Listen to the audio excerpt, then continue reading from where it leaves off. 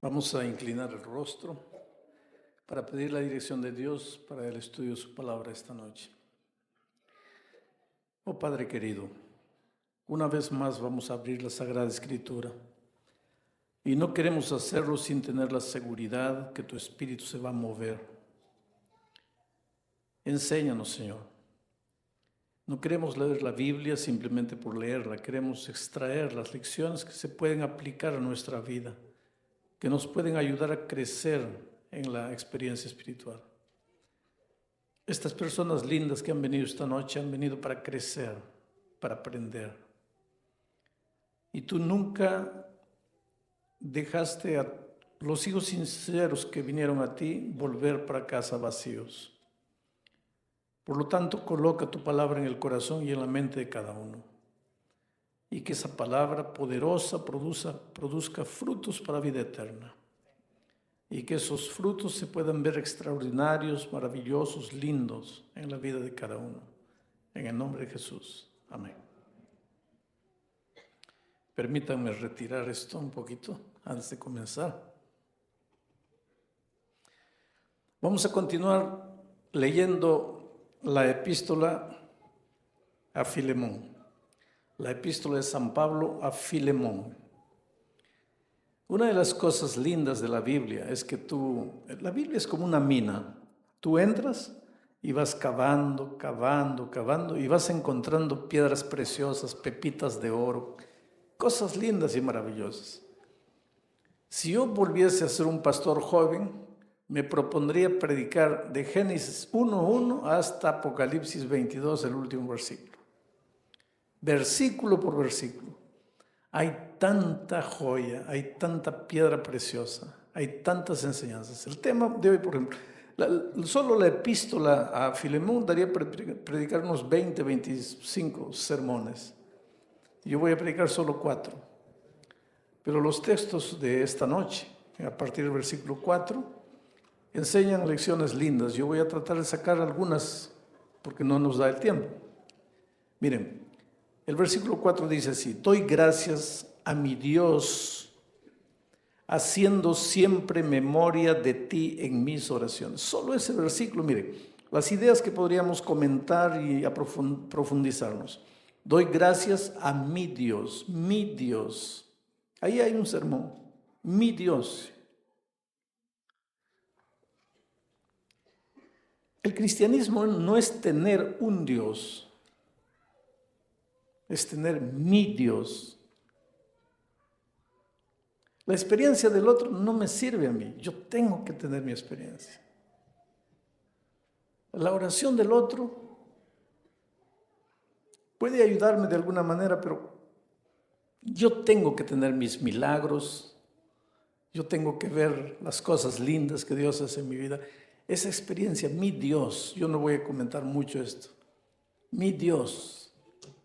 Ustedes saben que Dios no reconoce nietos, solo reconoce hijos. Si el padre de ustedes fue un hijo de Dios, naturalmente tú eres un nieto de Dios, porque eres hijo del Hijo de Dios. Pero si tú vas a la Biblia no vas a encontrar un versículo que diga nietecitos míos, queridos nietos. Pero vas a encontrar muchas expresiones, hijitos míos, hijos amados, porque Dios no acepta nietos. Y si hay un joven, quiero decir una cosa, la experiencia de tu padre no te sirve, tú tienes que tener tu propia experiencia. Tu Dios, mi Dios. Bueno, vamos a dejar. Doy gracias a mi Dios. Ahora mira, doy gracias a mi Dios haciendo siempre memoria de ti en mis oraciones. Doy gracias cuando oro. Hasta aquí en su oración Pablo no está pidiendo nada. Mejor dicho, en la oración que Pablo presenta aquí en la epístola a Filemón no pide nada. Pablo pide a Filemón, pero a Dios no le pide nada. A Dios solo le agradece. Agradece. Agradece inclusive por la vida de Filemón. Nosotros tenemos una falsa idea de que la oración es para pedir, pedir, pedir, pedir, pedir, pedir. Y yo no digo que la oración no tenga que tener una petición. Claro que la oración tiene petición. Pero 90% de la oración debería ser gratitud, gratitud, gratitud. Reconocimiento, reconocimiento de las cosas maravillosas que Dios ha hecho. El otro día alguien me dijo, pero pastor, Dios no hace nada maravilloso en mi vida, ¿de qué le voy a agradecer? Está todo mal, no tengo empleo, no tengo documento, no tengo salud, mi hogar destruido. Agradécele. Debemos agradecer a Dios inclusive porque las cosas no están saliendo como queremos. Debemos agradecer a Dios inclusive porque las cosas aparentemente nos están saliendo mal. Estoy viendo colportores por ahí, no sé. Mi corazón me dicen que son colportores. ¿Esos de corbata roja son colportores o no? Ah, son diáconos. Tienen cara de colportores. Cuando no te abren la puerta, agradece a Dios. ¿Tú serías capaz de recibir el diagnóstico del médico que dice que estás con cáncer y arrodillarte y agradecer a Dios? Difícil, ¿no es cierto? Pero ¿sabes por qué es eso? Porque estamos acostumbrados solo a pedir, pedir, pedir, pedir. Y la oración para nosotros es un instrumento de convencer a Dios para que haga lo que queremos. Pero oración no es eso. Porque Dios sabe lo que necesitas antes que pidas cualquier cosa. Entonces, si Él ya sabe lo que necesitas, ¿por qué tienes que orar? Es que tú no oras para convencerle a Dios de nada. Si alguien quiere hacerte el bien, es Dios. Si alguien quiere que tengas un buen empleo, si alguien quiere que tengas buena salud, si alguien quiere que tengas un hogar feliz, si tu hijo está aplicando para una gran empresa, si alguien quiere que tu hijo entre, es Dios, más que tú. Dios quiere lo mejor de lo mejor para ti. Entonces no creas que tú pasas la noche toda, Señor, que mi hijo entre a la empresa, que mi hijo entre, que mi hijo entre. Dios te va a contestar. Ese es el concepto que nosotros tenemos. Dios ya te contestó hace mucho tiempo. Dios quiere lo mejor de lo mejor para ti. Pero ¿y si no entra? Y si no entra es porque eso es lo mejor para ti y para tu hijo. Solo que es duro aceptar eso. Es duro aceptar eso. Yo tengo un hijo abogado y él estaba en el último año de Derecho, estaba haciendo prácticas en el más grande estudio de abogacía de la ciudad de Brasilia, donde están todos los tribunales, la capital del Brasil. Y él estaba feliz y agradecía a Dios. Qué bendición que me dieron la oportunidad de hacer prácticas aquí, porque si hago un buen trabajo, pues me van a asimilar al más grande escritorio o buffet de abogados de aquí. Y un viernes, bueno, cuando él entró, dijo que no podía trabajar el sábado. Le dijeron, está bien, no hay problema, pero un viernes el jefe le dijo, mira, mañana a las 10 de la mañana te necesito aquí. Él le dijo, pero hicimos un trato, yo no puedo. Pero es solo mañana. Nuestro trato sigue en pie. Todos los sábados tienes libre, solo mañana. Es una excepción. Yo no estoy diciendo que trabajes todos los sábados. Sí, doctor, pero no puedo. ¿Cómo no puedes? Yo te doy todos los sábados. Tú no me puedes dar un hito. Vamos a ser un poco maleables. Toda verticalidad no funciona en nada. Doctor, no puedo. ¿Quién es tu pastor para pedirle permiso? No, que no se trata de mi pastor, se trata de mí. Pero tú no eres un abogado, tú no tienes cabeza abierta. No me vas a decir que una horita va a destruir tu fe, va a mudar No. Doctor, no puedo. Bueno, yo te espero. Ahora, si no vienes mañana, el lunes ya no te presentes. Y él llegó a la casa triste. ¿Qué hago, papá? Le digo, haz lo que tu conciencia te dice, lo que Dios te dice. Y no fue. El lunes se presentó. Y cuando el jefe lo vio, le dijo, ¿qué dijimos? No te presentabas el sábado, no venías hoy. Acabó. Chao, estás fuera. Yo vi a mi hijo sufrir y de cierta manera estremecer su fe. porque lo primero que él dijo fue lo siguiente: yo fui fiel a Dios, mira lo que Dios me hace. ¿Sería justo raciocinar así? Desde el punto de vista humano, sí. Porque nadie se alegra cuando las cosas van mal. Te despiden del empleo, ¿vas a agradecerle a Dios? Te dicen que estás con cáncer, ¿vas a agradecerle a Dios? Te dicen que tu hijo acaba de morir, ¿vas a arrodillarte y agradecer a Dios? Un ser humano normal difícilmente va a hacer eso. Pero difícilmente si no nos hemos acostumbrado a hacer de la oración agradecimiento. Pero si hemos aprendido a agradecer, no va a ser difícil agradecer en los momentos difíciles. Pero si hemos hecho de la oración solo petición, cuando los momentos difíciles llegan no vamos a poder agradecer. Yo me arrodillé con mi hijo y le dije: mira, hijo, hay una cosa, Dios no falla.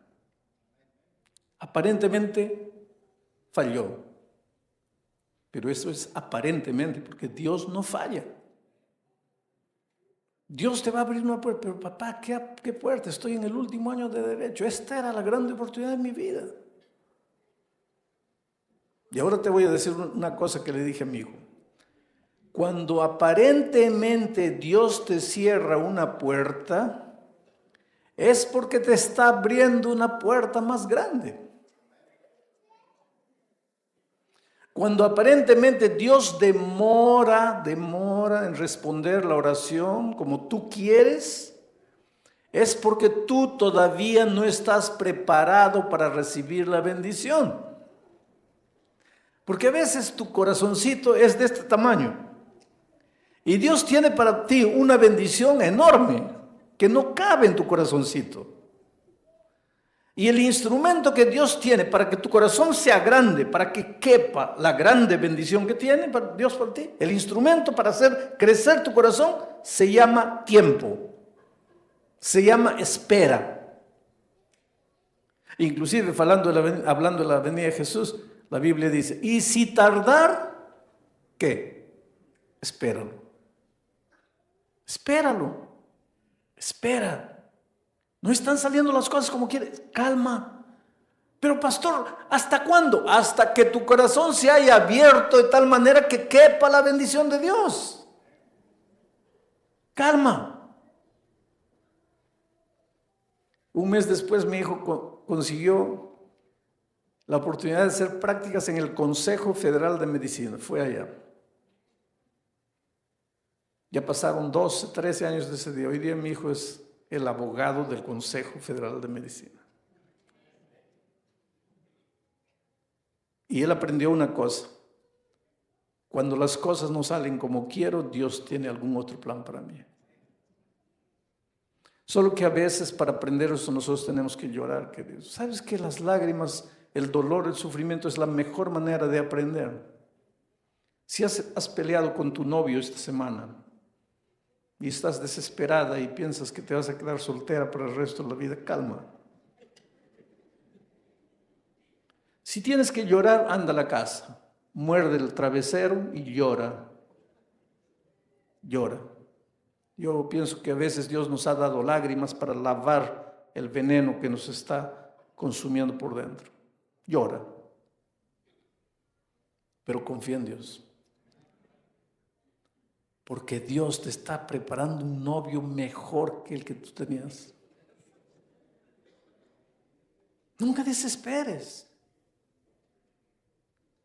Pastor, ¿y si mi hijo murió? ¿Qué puerta más grande me está abriendo Dios? Ya murió. Querido, hay una cosa linda, mira. El mejor momento para un hijo de Dios morir es el momento cuando Dios en su sabiduría permite que muera.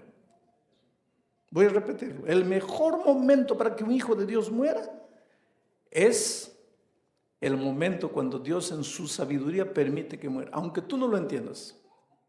Y si quieres saber de eso, anda y ve la historia de Ezequías. Dios le dijo: prepárate porque vas a descansar. Y ahí pues vino el ser humano. No, Señor, por favor, quiero ver a mis nietos, quiero ver a mis bisnietos, déjame vivir. Y Dios le dio 15 años más de vida. Al final de los 15 años, yo creo que Ezequías se había arrepentido muchas veces. Y tal vez al final de esos 15 años, tal vez Ezequías dijo, Dios mío, ¿por qué no acepté 15 años atrás cuando me dijiste descansa? Porque en esos 15 años, él tuvo un hijo. Ese hijo llegó a ser el peor de los reyes de Israel, que no hubiera nacido si él hubiera descansado cuando Dios le dijo aquí. Otra cosa, él nunca hubiera visto la derrota de su pueblo delante del enemigo y él lloró amargamente. Claro que no lo entendemos, claro que naturalmente todos queremos vivir, porque no nacimos para morir, queridos, nosotros nacimos para vivir, con vocación de vida. La vida palpita en cada célula nuestra. No es natural que alguien quiera morir, pero vivimos en un mundo de muerte. Pero cuando llega el momento de descansar, es que ese era el mejor momento, no discutas con Dios. Y yo siempre digo que el cristiano no tiene que tener miedo de descansar, sí. Mis hijos dicen que yo digo eso porque estoy bien de salud. Pero si el médico me dijese, pastor, tiene un mes de vida, ahí mis hijos dicen, ahí quiero verte predicar eso. Pero queridos, yo pienso así. La muerte para el cristiano no es un sueño. La Biblia no dice que es un sueño. No es que es un sueño del cual vamos a despertar. Tú a veces te acuestas a las 8 de la noche, a las 9 de la noche. Cuando te despiertas, miras el reloj, 6 de la mañana. Ya pasaron 7, 8, 9 horas, pero parece que has dormido un segundo, porque cuando estás durmiendo el tiempo no pasa. Ahora, si tú mueres hoy, duermes.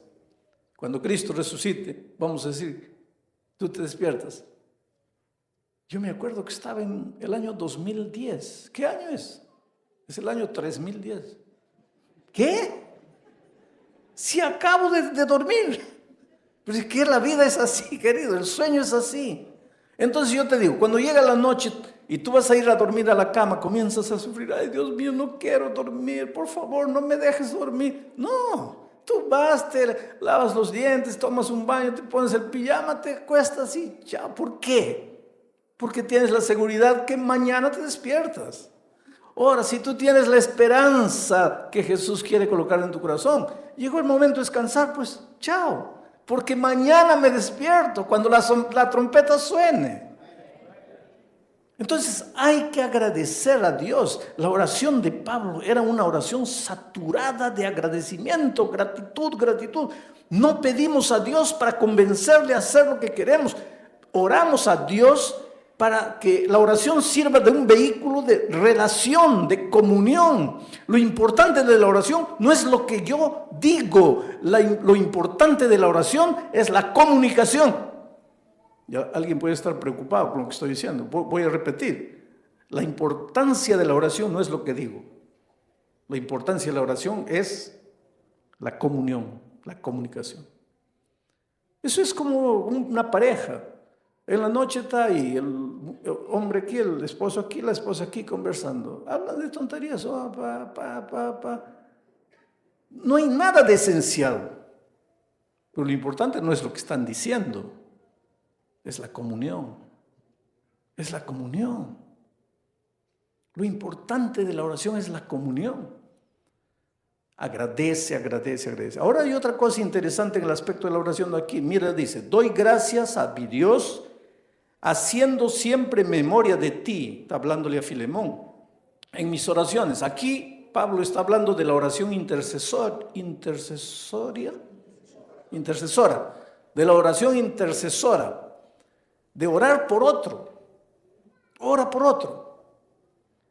Ahora te voy a explicar por qué es importante la oración intercesora, porque hay gente que me dice así, pastor, vamos a decir que Homero, el buen Homero, el famoso Homero, y grande compañero mío, por eso hago bromas con él. Homero no quiere saber nada de Dios, vamos a decir, ¿no? Porque es un santo hombre de Dios. Pero vamos a decir que no quiere saber nada de Dios, no quiere saber nada de Dios.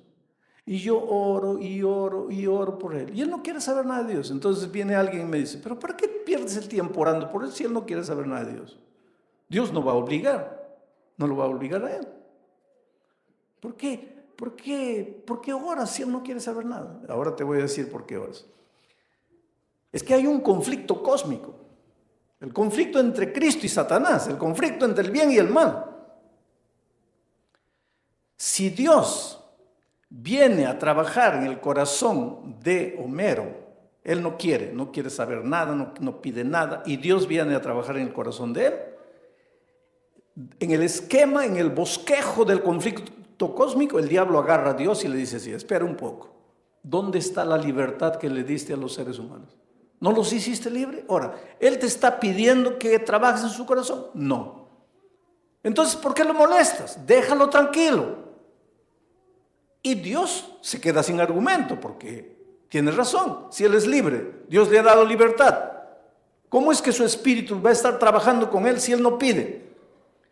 Pero cuando yo oro por él y el espíritu viene a trabajar en el corazón de él, y el enemigo le dice: ¿por qué le estás molestando si él no pide?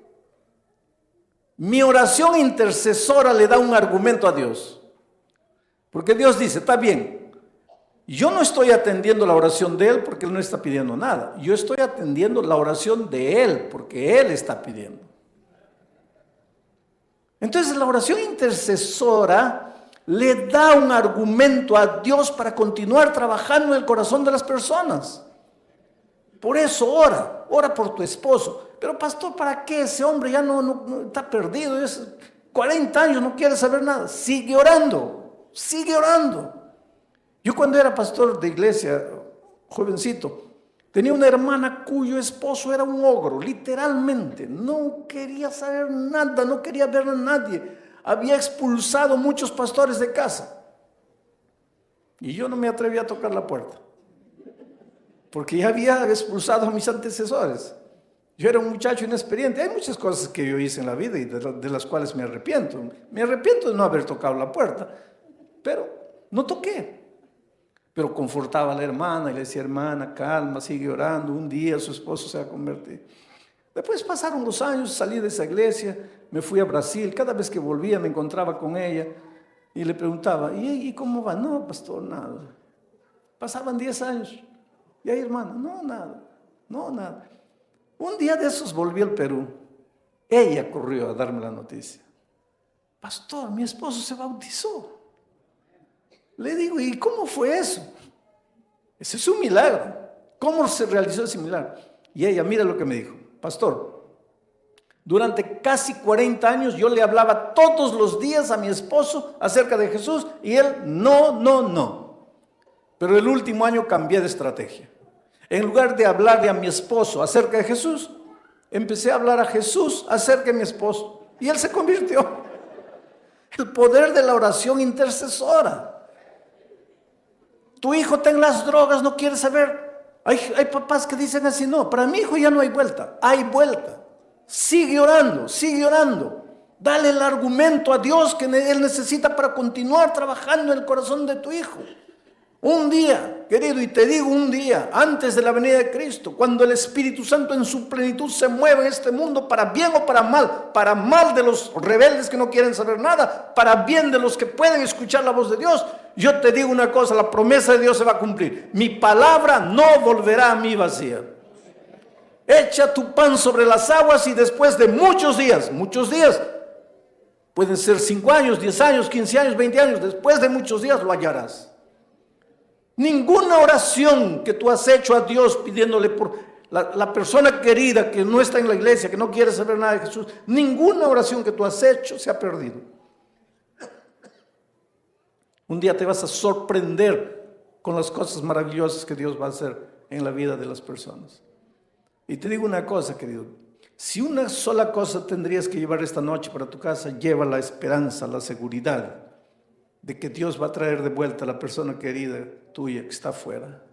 La persona que no quiere saber nada de Jesús. Dios es maravilloso y Él va a hacer ese trabajo. Pablo pues oraba por Filemón. ¿Y por qué oraba por Filemón? Porque recuérdate que Pablo estaba mandando a Onésimo, el esclavo ladrón que había venido y se había convertido, lo estaba devolviendo. Le dice: ahora tú vas a arreglar tu pasado, vas a hablar con Filemón. Entonces Pablo, al mismo tiempo que mandó a Onésimo llevando la carta, él se quedó orando para que el corazón de Filemón se abriese de tal manera que perdonase a su siervo. Hay una cosa interesante, en los versículos siguientes dice así, Pablo le dice a Filemón, porque yo oigo del amor y de la fe que tienes hacia el Señor Jesús y para con los otros santos. Quiere decir que Filemón era un buen cristiano, amaba a Jesús y amaba a las otras personas. Ahora aquí hay una cosa interesante, el que ama a Jesús debe amar a las otras personas. Pero hay personas que no son fáciles de ser amadas y seguramente tú conoces a algunos de ellos. Tú quisieras amarlos, pero no se dejan amar, son difíciles.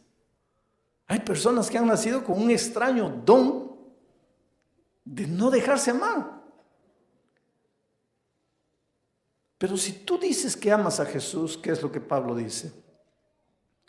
Por eso es que Pablo oraba por Filemón. Oro por ti, para que ese tu amor por Jesús se revele también por tus hermanos. Pero no solo por ellos, sino por este esclavo que te robó y está volviendo a ti. Porque es maravilloso amar al hermano. Es fácil amar al que te hace bien. Pero amar al vecino que te hace una bulla terrible ahí en el piso de encima. Orar al vecino cuyo perro viene y orina en tu puerta. Orar al vecino que tiene un loro que te despierta todos los días a las 5 de la mañana. Orar a la persona que habla mal de ti. Orar a la persona que no te saludó. Orar a la persona que un día tú estabas andando y él estaba hablando con otra persona, pero hablando mal de ti. Y después te sonríe. Y entonces tú llegas a la conclusión, este es un hipócrita. Amar a esa persona. ¿Cómo es posible amar a una persona así? No es fácil. Quiere decir, Pablo le dice a Filemón, tú amas a Dios. Tú amas a los que están a tu lado, pero ahora quiero ver si tú amas a Onésimo, que te robó, que te hizo mal, que te traicionó, que te falló. Y es por eso que oro por ti, porque solo Dios te puede dar la capacidad de amar a quien te hizo mal. Y querido, te digo una cosa, tienes que perdonar y amar al que te hizo mal. Tienes que hacerlo. No porque te vas a perder si no lo haces. No mires la vida cristiana de esa manera, pero tienes que amar y perdonar al que te hizo mal por un simple motivo. Porque si tú no eres capaz de perdonar, si tú guardas un poquito de resentimiento en tu corazón, un poquito de rencor en tu corazón, jamás vas a disfrutar de la vida en su plenitud. No vas a disfrutar. El dinero no te va a hacer feliz. La familia no te va a hacer feliz. El buen empleo no te va a hacer feliz. Compras una ropa, no la usas. Compras un zapato, no lo usas. Viajas, vuelves infeliz. Y te preguntas, ¿qué me falta? ¿Sabes lo que te falta? No te falta nada, te sobra. Y lo que te está sobrando es ese resentimiento que estás guardando en tu corazón. Tienes que amar y perdonar, porque es la única manera de disfrutar de la vida en su plenitud. Yo te pregunto, ¿tienes esta noche algún resentimiento por alguien? Esta noche antes de dormir voy a hacer como Pablo. Voy a orar por ti. Voy a interceder por ti. Claro, no conozco tu nombre, pero voy a interceder por ti. Y voy a decirle a Dios, Señor, si en esta noche, en el auditorio, había una persona que está guardando resentimiento, rencor contra alguien, dale la capacidad no solo de amarte a ti, no solo de amar al hermano bueno, sino de amar al que lo hirió, al que le falló, al que lo traicionó. ¿Para qué? Para que pueda disfrutar de lo que es felicidad. Hay mucha gente que no es feliz porque no tiene la capacidad de sacar la basura, porque el resentimiento es basura. Y cargando basura no puedes disfrutar. ¿Cómo puedes disfrutar de un perfume maravilloso cargando basura? ¿Cómo puedes disfrutar del aroma de una comida linda cargando basura? Tienes que limpiarte de la basura. Ahora, solo Jesucristo lo puede hacer. Solo Jesucristo lo puede hacer. En el versículo 10, mira lo que Pablo dice. Y te ruego pues por mi hijo Onésimo, a quien engendré en mis prisiones. Y quiero terminar con este mensaje. Mi hijo Onésimo, a quien engendré en mis prisiones. Interesante. ¿Cómo es la vida, querido? Porque nosotros imaginamos la vida de una manera. Dios la imagina para nosotros de otra manera. Y felicidad es aprender a vivir la vida no como la imaginamos, sino como Dios la imaginó. Hay gente que dice así: pastor, no es esta la vida que yo imaginé para mí. Pero ya te has preguntado si es esa la vida que Dios imaginó para ti. Yo no soy feliz porque esta no es la vida que yo quería. Pero ya le has preguntado a Dios si esa es la vida que Dios quería para ti. Mira, Pablo tenía que ir a Roma, donde estaba preso. Preso en Roma, escribió la carta a Filemón. Quería ir a Roma. Y les prometió, les escribió una carta diciendo: voy a ir a Roma y de Roma ustedes me van a ayudar para ir a España. Mira los planes misioneros de Pablo. Entonces Pablo estaba en la región de Corinto. Dijo: estoy recogiendo ofrendas para los pobres de Jerusalén. Llevo a Jerusalén, entrego las ofrendas y viajo para Roma. Espérenme ahí. Entonces recogió las ofrendas en Corinto, fue para Jerusalén, entregó las ofrendas en Jerusalén y cuando estaba para partir para Roma, lo toman preso en Jerusalén y lo llevan a la cárcel de Cesarea, allá cerca de Jerusalén. Y él se queda preso 3 años, preso con acusaciones injustas, mentirosas. Pero él era ciudadano romano, entonces apeló al César. Y el César aceptó la apelación y le dijo: traigan a ese preso para ser juzgado aquí en Roma. Y 3 años después de estar preso, él va a Roma. Solo que en ese viaje, el barco naufragó en la isla de Malta. ¿Te acuerdas? Cuando le picó la serpiente y todo eso. Fue un viaje tumultuado. Y finalmente llega a Roma. Solo que en sus planes originales, Pablo debería llegar a Roma libre, feliz, bien alimentado, con buena salud. Debería llegar a la plaza pública y hacer una campaña de evangelismo, todo lindo. Pero Dios lo hace llegar a Roma, pero de una manera completamente diferente de lo que él imaginó. Lo hace llegar preso. Ahora, si libre ya sería difícil la predicación del evangelio en Roma, preso entonces ya no haría nada. Pero si tú vas al libro de Tesalonicenses, vas a ver que Pablo dice ahí que justamente por causa de sus prisiones, gente que no se hubiera convertido de otra manera, se convirtió. Por causa de tu dolor, gente que no se hubiera convertido de otra manera, se convertirá. Yo no sé si tú te enteraste de lo que sucedió con un misionero brasileño en la isla de Palau. Lo asesinaron, mataron a él, mataron a la esposa, mataron al hijo. Una tragedia. Muchacho lindo.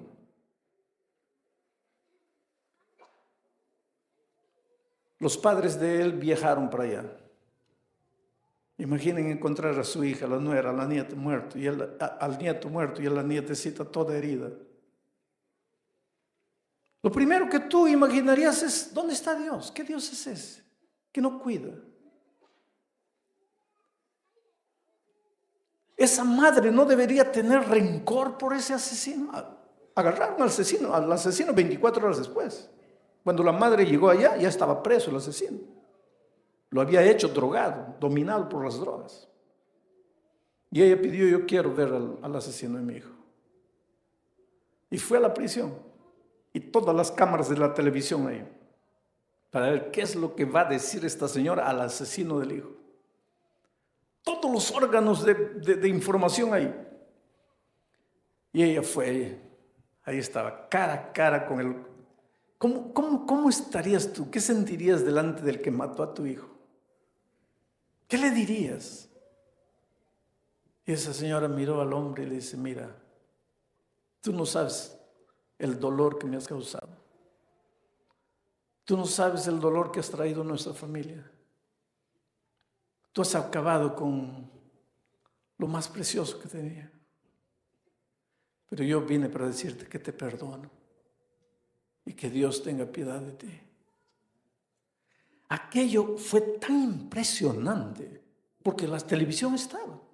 Los órganos de información estaban. Aquello fue tan impresionante. El pobre misionero ahí, en 2 años de ministerio que tenía, no había hecho mucha cosa. Duro el evangelismo. Pero el testimonio de la madre impactó tanto que el pastor que fue en su lugar tuvo el terreno mucho más fácil para la evangelización. Que Dios tiene sus caminos. El problema nuestro es que cuando el dolor llega, nos desesperamos.